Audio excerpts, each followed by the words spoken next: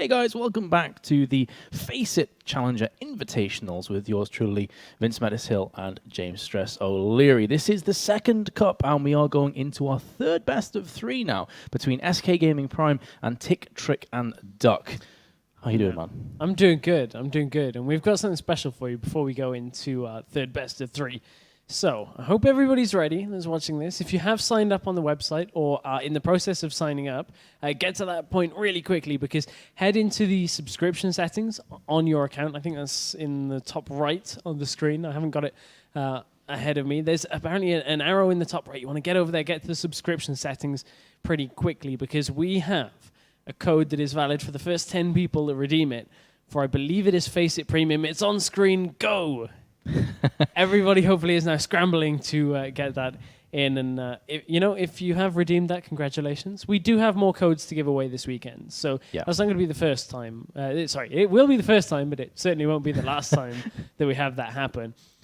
Now that we've given 10 lucky people the redemption code, I believe we're heading into the picks and bans here between SK Gaming Prime and Tick, Trick and Duck. We are indeed stressed. Ziggs and Blanc have already been banned out, so very quick here on the trigger for both of these teams, plus the Pantheon. So nothing really too out of the ordinary. Ziggs is targeted against Snow. He is known for his Ziggs mid. Yeah, and it's nothing out of the ordinary, but very different to the last series we had. Yeah. Last series, there were a lot of jungle bans, a lot of top lane as well. And this time we're seeing a lot of heavy mid lane and Pantheon, of course, the jungle as well. Yeah, he is very, very strong right now in the current meta. So it's been banned, I think, in both the previous games as well. Yes, it was. From Gamers 2, I believe. Yeah, Gamers 2 banned it out in both games in the previous series. So Kha'Zix will be another ban. And we've seen a lot of Kha'Zix bans returning into play. Kha'Zix can be played in the jungle. Can be played in top lane as well. We just saw JWoww doing a good job on Kha'Zix in the top lane. So, last ban out is at least that. We'll leave Yasuo available, and this isn't the first time of the day that we've seen Yasuo being left available to pick.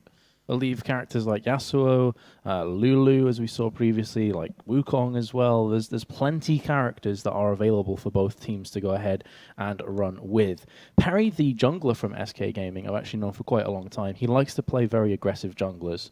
So something like a Wukong would not be completely out of the ordinary for him. Okay, well, we'll see whether he does indeed go for that. We've seen SK Prime tick through quite a few champions I don't expect them to pick. They just have fun. I was going to say, Blitzcrank, Anivia, Amumu, no, not likely to see any of them locked in. And that is unless it's a placeholder, but I feel like this is going to change to a Yasuo. Oh, there it is. Mystic Stress again. I was like half a second late on saying that. I was on my way to saying Yasuo and he changed, so I get that one doesn't quite count, but I was expecting it. Well, you did say right off the bat when the bans came in, Yasuo is open. So he is highly contested as a first pick. If he's not banned, the chances are he will be picked. Interestingly for me, though, Kassadin was left open and hasn't been picked. I didn't notice that. I think he was slightly changed in the previous patch, though, unless I'm completely incorrect. Yes, he did. Trying to remember the 4.3 patch notes. He did receive a couple of adjustments again. They've tried a couple of times. I don't feel like it. Just hearing the feedback, he hasn't been moved to a point where he's not playable. Yeah. Well, again, it's one of those things we were both traveling when the patch came out, so we haven't really had a chance to dive and delve into all the intricacies in that previous patch. But what we do know is that both Renekton and Thresh have been picked up for TTD. Yeah, and very consistent pickups there for both of them. They will be completely consistent in their lane. Actually, but with these bans being so different that we commented on, this is leaving open quite a few champions that have just consistently been banned out in all games, like Vi, like Thresh, like Yasuo. So we're seeing some of these quote-unquote stronger champions that are available. And I said before that Parry is a very aggressive jungler, and Vi is just right up his alley. He loves this champion. He will play this champion to a very high caliber. So, and Vi, as we said before, is an extremely strong champion in this current meta. Yeah, I mean, there are options to go against Vi. You look at, a champion like Lee Sin, who has good early trading. Falls off a little bit, but able to trade with Vi very early, very similar to what Wukong will do as well. And it's one of those things that we're just waiting to see on the jungler AD carry here. I would be more surprised to see them lock this Lulu, because that would they'd be going against Yasuo, and that matchup hasn't been seen all that much. But what I mean is, I would imagine that they'd want to leave their mid laner for as late as they possibly can in picks and bans here. Yeah, Snow is known for his quote-unquote strange mid laners. This is before Ziggs was played to a top level from a lot of high-caliber players. Wow, Corki. No, we've had a disconnect in picks and bans. Right. That actually timed out and random to Corki. I was going to say, I've not seen Corki since he got changed.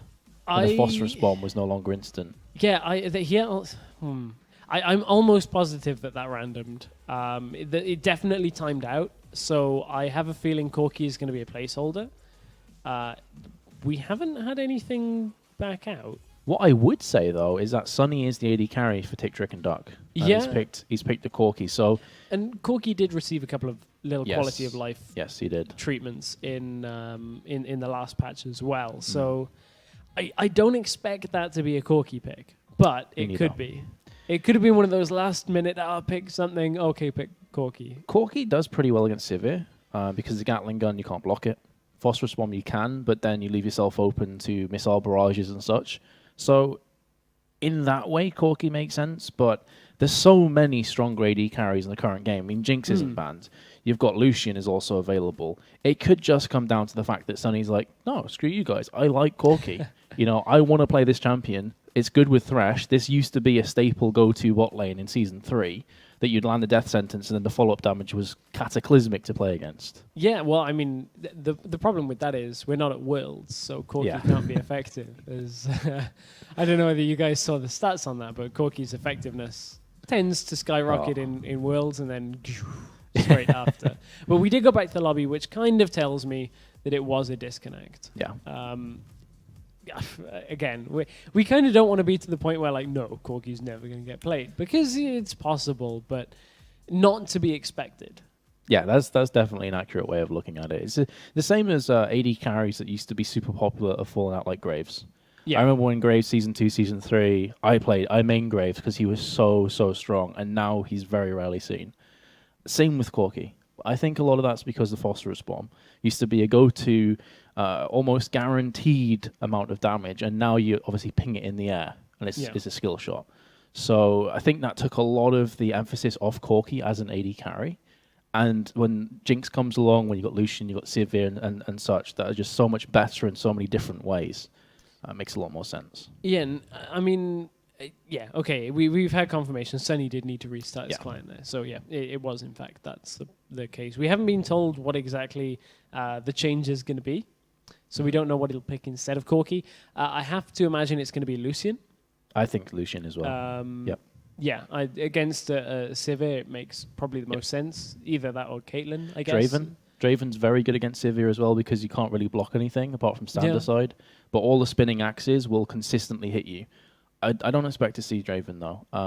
Well, with a Thresh, there's a fair amount of There's a chance, but I would expect to see Lucian, because Lucian Thresh is just an insanely good lane. Yeah, for sure. Like, we're going to bring it back up on screen for you here as well, so make sure that you guys can see all of our lovely picks and bans that are going on. This is where he goes for a Cogmore or something and just completely blows us away. I would be very surprised to see a Cogmore. There's a couple of things too tricky to do on Cogmore these days. To be honest, I don't miss Protect the Cogmore comps. Me neither. It was quite stale. Fragile. You just have Nunu Cogmore bot lane every game. Yeah. Or Nunu Caitlyn. Which made me actually just want to AFK. Yeah, I know, right? I'm like, oh god, go away. I don't want this. It would be quite strange if he now picks Corki and it was just a bug. Yeah. So he goes for Corki anyway, and everything we've just said is completely pointless. But I think, by and large, everything else is going to be the same picks. Yeah, I assume everything to be the same, and SK Prime just setting their alarm clocks. NIP. Oh, they should have gone RIP. I thought that's what they did, but it was Janna. RJP. Oh, it's close enough. They've gone Shyvana this time. I don't remember Shyvana last time around. unless I'm goldfish memorying, which is very possible.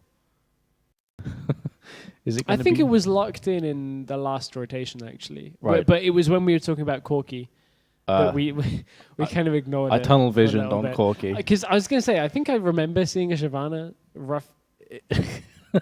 So it looks like it could be the Corky after all. So No, he's trolling us. Yeah, okay. I was going to say, they must have heard us talking. well played, sir. Well played. Yeah, well played. You for one, and your troll. Oh, of points course, today. Caitlin. I didn't even mention her. She's Well, yeah, I right up there. mentioned Caitlin. You did. I I did. didn't though. I just kind of blanked. Caitlin's very good against Sivir. Yeah. At one point, Sivir was considered a counter to Caitlin because you could spell shield all of her stuff. You just pretty spell much. shield traps, get free mana. Exactly. But the point that people didn't get is that Caitlin outranges Sivir and can just poke her out the lane with auto attacks and headshot Yeah. procs. Block that. So block my traps. I don't care. I'm going to auto attack you about 15 times in the lane, and you've got such short range you can't do anything. Yep. And also good at counter pushing Sivir as well. Yes. Because Sivir can clear a wave pretty quickly. Caitlyn, as soon as you get static shiv, can do it just as quickly.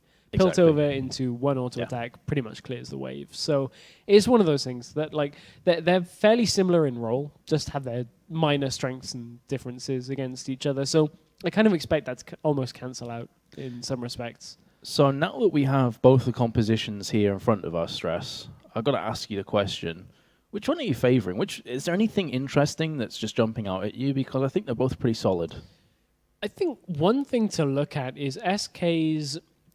They have two forms of displacement for Yasuo to utilize. They've got the Dragon's Descent and I believe Assault and Battery. If you charge through, will knock members aside. That counts as displacement to combo off. Again, it's very similar to earlier, where if they can get those displacements off, then you can have a really good team fight. And not only do they, unlike earlier, they don't need the really good team fight. Shyvana is very strong. Vi is very strong. Sivir is very strong in their own right. So they all have their places. It's not a team fight composition like earlier, where it was, you needed the shockwave into the cyclone, into the last breath. Yeah. This is far more consistent out of SK Prime. Very similar to TTD.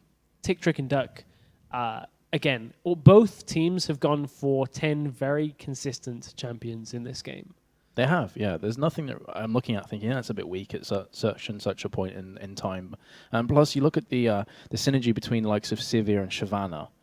You cannot escape a Shyvana with On the Hunt on top of her. Because burnout and that is just insane to get rid of. Vi is also going to be able to get into position very easily to land the ultimate and engage on the likes of Lulu or potentially Caitlyn as well. So all around, there's a lot of possibilities for both teams. Yeah, and I'm looking forward to seeing how this one goes, actually. As Tick, Trick, and Duck did join us as a very last-minute replacement. Yesterday, they signed up after Reason Gaming unfortunately weren't able to play. Such at tournaments, sometimes it's, hey, at least they told us. Yeah, exactly. You wouldn't believe how many tournaments I've casted and a team just hasn't said anything, it doesn't show up. Or didn't set their alarm. Or didn't set their alarm to wake up. Yeah. R.I.P. NIP. RJP in this case, yeah. But while we have a bit of time, we should probably talk about FACEIT. Yeah, now for those of you not lucky enough to have got that redemption code earlier, where were you? And why were you so slow? Apologies if it was a Twitch delay, but unfortunately... That's true. Can't control that one. Where were you? Where We're were on you? Twitch delay. We were about 30 seconds behind everybody else, but it's okay. Because you can earn pretty much the same prizes on FACEIT if you sign up for free. So play those 1v1s, 3v3s, 5v5s against people of your own skill level. I was going to say your friends, but your friends are all bronze. You're the best out of all your friends. So, you always carry them in your normal games. You know who you are. We're talking to you, the silver level hero that carries everybody. So play against people of your own skill and win some prizes. Yeah, and redeem the points that you make to get the likes of your mice, your keyboards, headsets, or even a car. Or even a car. It's a bit of a shoot up there from It a is. keyboard to a car, but such is life. I wonder, and sorry, I'm putting my entrepreneur hat. Can we exchange points for driving lessons if we don't already drive? Ooh. Because that's a really good question. Because you could, I imagine that people that are spending a lot of time to get the car may not have had driving lessons yet. That is true. So what's we the need to point look having a into car this. if you can't drive? Well, no, I mean, obviously there's a big point in having a car. It's like, look at this awesome car, but I'm just wondering if we're living in an economy where we can trade points for awesome prizes and stuff like that, then, we should really... I think you got a fair shout there. Again, Stress is just coming up with the ideas thick and fast today. It's quite crazy, but if you do want to go ahead and check out the platform, it's FACEIT.com, which is pretty simple, straightforward to go into. Alternatively, FACEIT Community is their Facebook page, or just FACEIT on Twitter and get liking. Yeah, indeed. And make sure you follow the page here as well on Twitch. Yes. I've realized the problem, though, with my entrepreneurship, I can't even say that word today, is that I'm here giving my ideas to everybody for free, and I can't do anything about it. So I'm going to go home and apply for patents. No, and somebody's going to be like, a FACEIT alarm clock, this was patented hours ago. You're too late on this. You're just like the Robin Hood of businessmen, though. Good guy Stress. Just giving everybody my business ideas. Well, as you can see in the awesome screen behind us, we are in the loading screen, and we have just jumped into Summoner's Rift for game number 1 between SK Gaming Prime and Tick, Trick, and Duck, which I'm going to refer to probably as TTD from now on, because Tick, Trick, and Duck just doesn't really roll off the tongue very well. It's a close enough name to not sound stupid, but bad enough that we... Oh, Doran's Blade on Thresh. Oh, that's a new one. Wow, that is aggression. We saw in the previous game, I know this isn't really relatable, that Yero picked up the Doran's Blade and then went full AD Thresh. I think this is just purely as a bully Annie out of lane. Because Annie, we've spoke about this before, you get the Pyromania and you become a really irritating threat on bot lane. But if you've got Thresh and Caitlyn just to constantly poke with auto attacks, Annie's going to be at a point where she has no health left.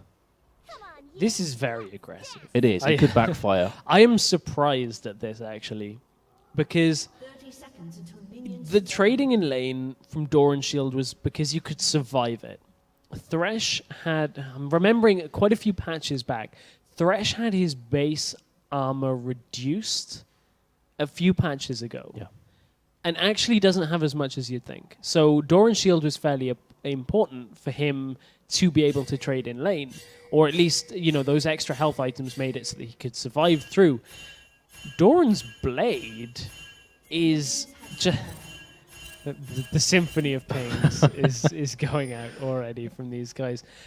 Doran's Blade, Do you think it could be a case that because Doran's Shield has been changed, that the next go-to item for trading power may be the Doran's Blade? Like a strong offense is the best defense kind of mentality?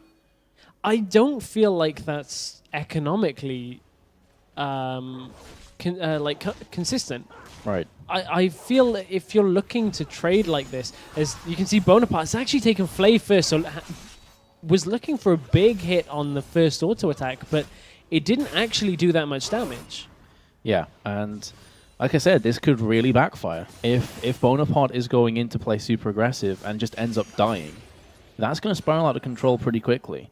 But I think a lot of this is honestly going to come down to how Sunny plays. Yeah. How well he can harass his Caitlyn, because he has the range advantage, he has the headshot procs. It's whether he can use them in the right way. I'm questioning to myself whether the gold generation items may have been a favorable pickup. I mean, this is not something I've seen before, so I don't want to call that it's good or bad yet until we've seen the actual what it ends up growing into. But I'm just a little concerned that that's very, very aggressive. It is extremely aggressive. Is it excessively aggressive, though? And that's obviously the question that we're going to have answered in the next 5 or so minutes. And see how this one plays out. Because you can see already, he's getting chunked off just the auto attacks and the ricochet from Savalian. And that ricochet is an important part of laning as Sivir. Yes, your auto attack range is smaller, as you alluded to earlier, against the Caitlyn. But the ability for the boomerangs to ricochet through the minions back further and deeper into the line, it outputs a lot of damage. And we've seen a lot of people prioritizing that ricochet damage over Boomerang Blade because of the difference in mana on the abilities. So with a couple of points in ricochet in the first few items, you actually have a lot of damage that comes from ricochet as an ability. And that's where they're going to struggle. And then you put on top of that Annie just raw engage potential, especially when you start hitting around level 6 with Tibbers, and that could definitely equalize into pretty scary, precarious times for this bot lane of TTD. Mid lane, we haven't really spoke about Yasuo against Lulu. How do you feel this one's going to go? Because obviously Lulu has the range advantage, but Yasuo is a very difficult person to deal with. Right now, he's been doing a good job of CSing in the early game, as the shield's been coming up fast enough for Lulu not to really be able to do too much about. Before she gets a lot of that damage, the shield goes down and then can't really deal with it because Yasuo's getting away, he's maneuverable in lane, and hasn't been harassed too much. Now you can see they're starting to level up, starting to get more damage. Lulu's able to fight a little bit better in that lane. So the longer this goes on, provided Yasuo doesn't start picking up kills, Lulu should be fine. Well, Vi is making a move down to bot lane here. But Parry kind of chose the wrong time because Tick, Trick, and Duck are getting pushed back to their own towers. Not a great deal he can do pre-level 6, but Nightmare is trying his hand at a gank in mid and kind of similar results. And that was the second attempted gank actually out of Perry. Perry tried to get in earlier, but the bottom lane was warded and couldn't really get in, ended up wasting a little bit of time. So he's going to look to counter jungle, which is not something that is all that prominent on Vi, not a champion that is known for counter jungling that well, just because she doesn't like to trade as much in the jungle. However, this is going to give him good pathing if he wants to head down into the bottom lane, but without minions there, it's too dangerous a push, so he's just going to take the white instead. Yep, so trying to make use of Wukong's absence there. And Wukong is actually starting to come down to bot lane, so maybe going to try and make some plays. Vi just recalling that. And not too much to write home about so far in this game, Stress. It's just kind of been slow and steady. We were expecting something big to happen at bot lane, but Bonaparte hasn't really made use of that Doran's Blade so far. Yeah, and I mean, right now you're at a neutral stage as Phantom goes low. All flashed away. So, summoner for summoner, but I'm sure Mozilla is much happier having the flash over his counterpart. There's a Ruby Crystal picked up onto Thresh, so it is a tank build that he's going, as you'd expect. I wasn't actually anticipating him to build any further damage after Doran's Blade, but I'm struggling as to why the Doran's Blade is more efficient than the current Doran Shield is. Because if you're not committing instantly 2 gold per 5, then being able to take more damage, to me, feels like it would be more advantageous in lane. And you can see how that's affected Caitlyn's farm as well, because Caitlyn is regarded as one of the best AD carries for farming in bot, and is so far losing by 4 CS. That's going to come back to more of an even playing field. But on top of that, Caitlyn, we said before, is very good against Sivir, and it hasn't really shown. Yeah, and that CS gap was only made up by the fact that Sivir and Annie actually went back. Yeah. So as soon as they've hit the lane again, and now Caitlyn goes back, that disparity once again will become wider and wider. And it's one of those things that right now 4 CS doesn't sound too much. It's not much at all. In a top laners are going to trade. It's okay. It doesn't sound too much now, but if this lead persists and then they keep getting an extra 4 CS every time they can, and they keep getting that little bit more every time that Caitlyn and Thresh aren't available to trade, it's just going to add up and could snowball pretty quickly. Oh, Exila's going for it. All engage on Snow, but Wild Growth instantly comes up, and that is going to keep Snow alive. However, he is getting pummeled right now. CS difference is pretty big. Meanwhile, Mozilla goes on to Phantom Joe at the top lane, but not a great deal happening over that one. Both ultimates used. Yeah, ultimate for ultimate in the middle lane, as you were saying. Exiles is going to come up a little bit quicker than Snow's is, so if he can balance the timing here, it's going to be okay for him. I'm looking at the countdown timers ticking down as Perry finds Nightmare in the jungle, goes aggressive. Sultan Battery has been used, and, well, skip to top lane. Not too sure what happened down there around blue. I assume everyone just backed on away after the ultimate. Yeah, they got away pretty handily. It's okay. This is a problem with top laners that duel, is it does distract the camera a fair amount. Oh, Nightmare does get himself an Ignite in the face, and he will be falling down. However, bot lane has moved up here, so First Blood is going to go for Yasuo on the hunt used as well from Sivir. Beautiful. Tibbers locks up 3 players. Snow should be falling off the back of it. Yes, he will. Now 6 is gone on to Sunny, and Sunny gets it right in the face and will be getting taken out. In fact, what's the first one of Tibbers, or was it Disintegrate? I think it was Incineration was the first stun that landed, but that was a big passage of play from SK, going very, very aggressive. Now going to tank it up with Tibbers very nicely using the mechanics there. That was big. That team fight there really has set SK up nicely. They've just pushed a big wave into middle lane to deny Lulu a lot of farm. They got a kill onto Yasuo, who is already way ahead up on CS. They got a kill on their AD carry, who, again, way up on CS. That is a big passage of play. So, correction that I should make. I thought the first one was an AoE Tibbers stun, but it was Incinerate, because the Tibbers came afterwards. Yes, it did. So, apologies for that, guys. But regardless, the result is the same. The SK Gaming Prime do move into a 3-0 lead so far in this game. So, nice start for them. And kills evenly spread out, actually. Yasuo, Sivir, and Annie all pick up 1 apiece. Yeah, and that's really good for them now. It's allowed Annie to complete the Sightstone, make sure you've got that gold per 5, also pick up a pink ward as well. Exile looking to come into this top lane, but not really able to find Phantom quite yet. Yep. But meanwhile, Yasuo is going to be going back to spawn. So let's have a quick look then. Yasuo is 30 CS ahead and a kill up on Lulu. That's big.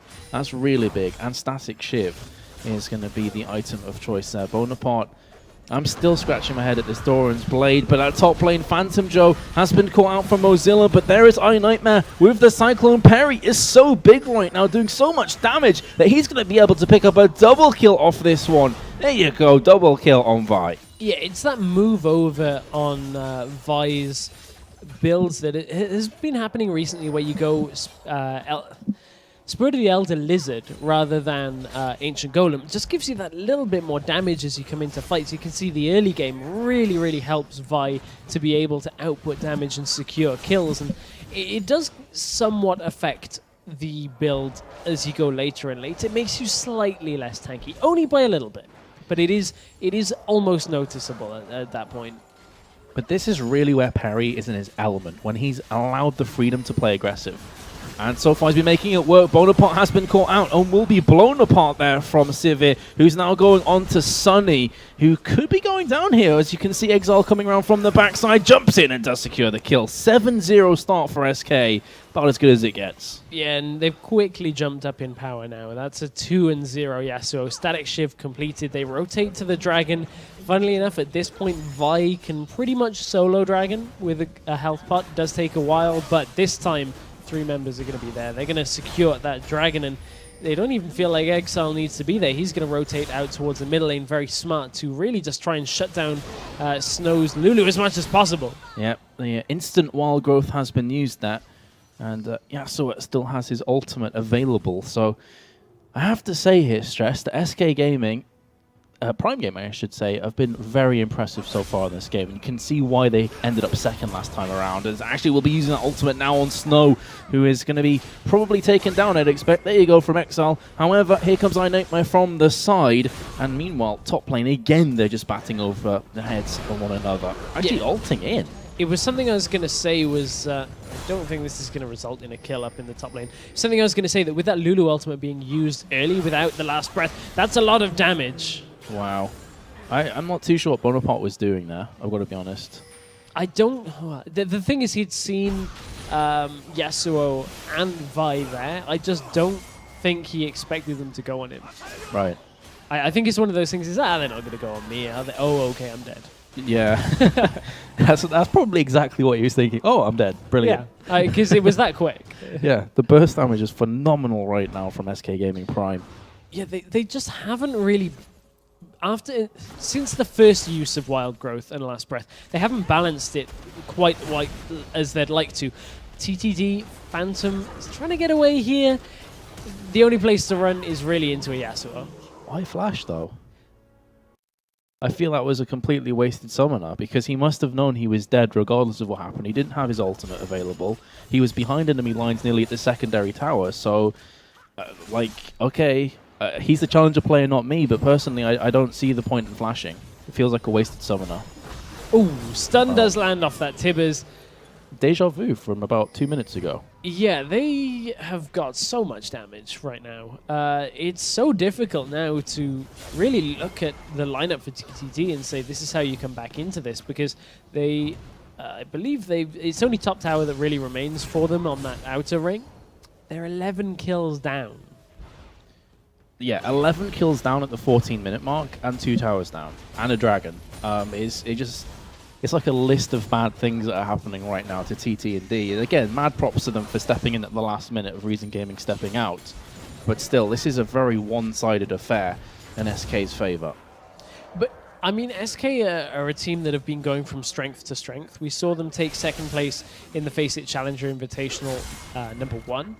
We've seen them do really well, actually, in Challenger. I can't remember the exact place that they finished, but they did well. I'm pretty sure they are likely, if not already, in Challenger split #2. They've just been going from strength to strength, and I'm very impressed by the team. Mozilla feeling like he has the upper hand here on the Crocodile. Will Dragon beat Crocodile? Looks very likely. Dominus has been popped, but that's through Ignite. So, actually, he manages to survive that one. I'm very surprised by that outcome. Now, Siv's been caught by a death sentence. Here comes the box afterwards. Bonaparte going in deep here with iNightmare as well. This could be their first kill on the board. Six is taking all the Cyclone damage. There we go. Sunny actually finishes off that kill. Nice play from Bonaparte. This should be the second kill for Caitlyn. And Renekton takes down Vi at the top lane. This is incredibly overconfident out of SK Prime. They are playing too deep in the bottom lane, playing too risky in the top lane. Tiamat, or now Hydra Renekton, has a fair amount of damage and a lot of lifesteal to go on top of that, so killing him is actually very difficult. And they're just taking poor team fights and poor trades now. I mean, it's only one passage of play that they've done this in. They've just got to make sure they don't do it again. Otherwise, they really could end up letting a team like TTD back into this. That's very true. Tatrick and Duck are a very, very good squad. I mean, it has been very one-sided, but League of Legends I've always likened it to a seesaw, and you have to find that right fulcrum point. And if TTD get a chance, they will take it. There's no doubt. So SK have to be super careful. Plus the changes that have been recently put in. Snow has just been caught there from Exile. He's in a 3 versus 1, and again, this could be a bit too cocky, a bit too arrogant. Hubris is the downfall, and the shutdown goes on to Snow. Is what I was about to say. When you have a lot of fed characters on your team against you, it's a chance to get lots of shutdown gold. Yeah, that's a lot of gold that's being stacked. Did you study physics? For a while, yes. Okay, cool. Because I was like, either that or you studied the playground a lot. No, you know your that seesaws. Sounds dodgy, dude. I didn't mean it like that. I mean, you know your seesaws. We're going back into game SK Prime against Tick, Trick, and Duck. Wow. Dragon coming up in 1 minute's time. Perry is now set at 5-0-1. Very, very good performance out of Vi here. The way you're looking at me right now. Anyway, Mozilla has gone in onto Phantom Joe, forcing him away once again with the Dragon's Descent. And Phantom Joe has a long way, actually, to get back to the Sanctuary of his own towers, or his own, basically, base. It's a long, long way to go, and I'm not too sure he's going to be able to manage to get back on this one, although he is trying his best with Dominus on up, but Mozilla comes back again. There's the slice. Where is the dice? There we go, back to iNightmare. The cavalry has arrived finally. Cyclone goes up. Mozilla instantly flashes away alongside iNightmare. Can he manage to escape this one? Yasuo coming up. He's juking back. He's juking in again, and that actually cost him his life. And now, at the bot lane, and he's been popped on towards Caitlyn, and will force them away. Exile should be able to pick up this kill, actually, and there you go. Yeah, he picks that one up without the need to dive, but is he in trouble again? Exile going to meet Snow. Very nice wind wall. Wow, that damage is just massive right now. He's picked up one, and Snow could be following suit as well. Will be speeding his way on up, but there's Perry from the side. That's another kill out for SK Perry. Now it's 6, and that's an Ohm Wrecker.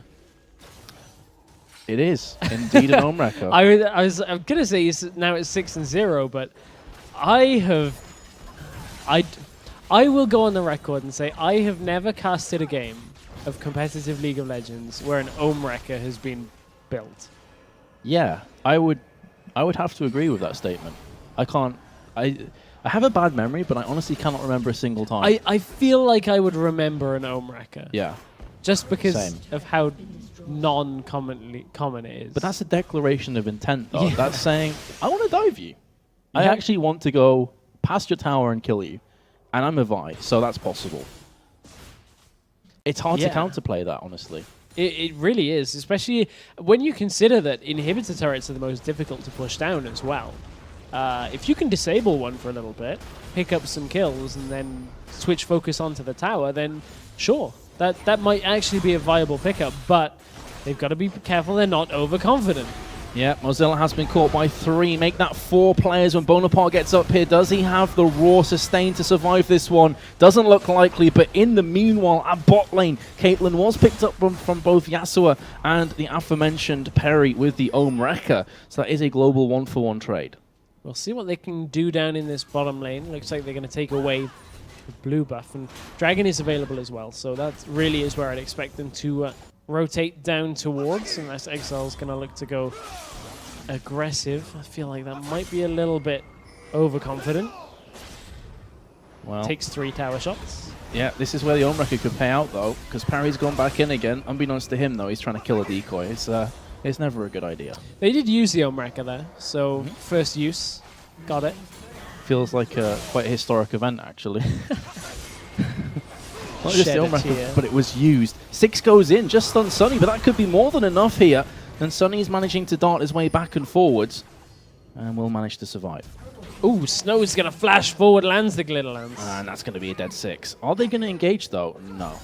As Vanillan at the same time actually took down that middle inhibitor tower, so they don't even need the Ohm Wrecker at parts, and he's going to duel Renekton. Can't do the 2v1, but as long as he dodges that hook. On the Hunt has been popped there, but he's now finding himself with an angry monkey in his face, and doesn't matter because there's a surrender vote. As I saw you take a big gulp of water. Very early surrender vote catches me by surprise, and I don't think that was...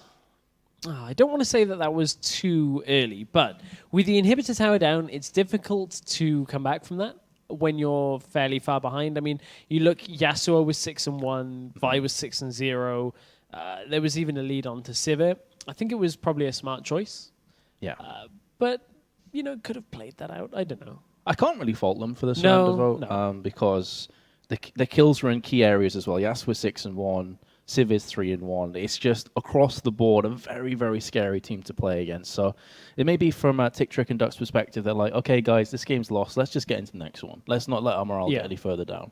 No, I agree with that. I think it's a good thing to at least be able to do and refocus yourselves. And I think we're going to refocus ourselves a little bit as we head to a break. We're going to be back with game number 2 here between Tick, Trick, and that's why I call them TTD. Tick, Trick, and Duck against SK Gaming Prime in just a couple of minutes.